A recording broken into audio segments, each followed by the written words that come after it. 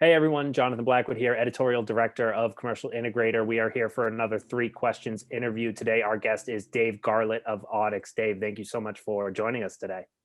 Happy to be here. Thank you. It's great to have you. This month we're focusing on distance learning and distance learning applications, so I'm glad to have you on. And I know audio is a big thing that Audix is paying attention to within the classroom. So right off the bat, in any given classroom that may or may not have a distance learning solution attached to it, there's going to be occupants and there's going to be instructors in there at the same time. So in terms of audio, is it as important for the occupants to be heard as it is for the instructor to be heard? It really is. Younger students, the K through 12 market especially, there's a lot of collaborative learning that occurs. So if we're only capturing just the teacher, the interactions between the students are completely lost. And I think you could attribute that to a lot of the struggles that kids are having these days when they're isolated at home and only have the feedback or interaction between the teacher. And what do you recommend in terms of microphones to pick up that conversation on each side? Is there a consensus between installed classroom microphones versus worn or lavalier microphones? Well, the install solution is probably preferred where budgets and other matters kind of get into pass around microphones or worn microphones.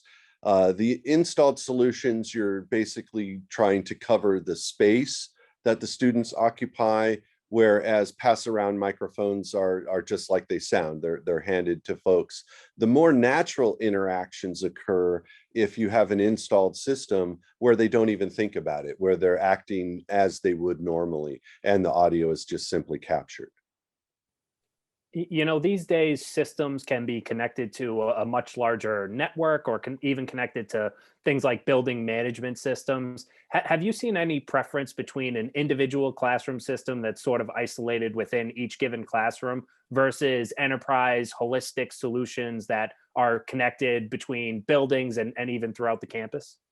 That's a really good conversation. I would say it's pretty evenly split between a individual classroom system where the systems are independent to the classrooms, and it does make sense in that sense that if any maintenance is required, only one classroom would be dealt with at that time. Where the enterprise solutions, there's some cost savings that kind of come into play when you're using like a server-based DSP in these applications, and you're doing an entire school on one system, where the paging systems and other systems kind of become part of that system. So there's some good economics in that to explore for sure.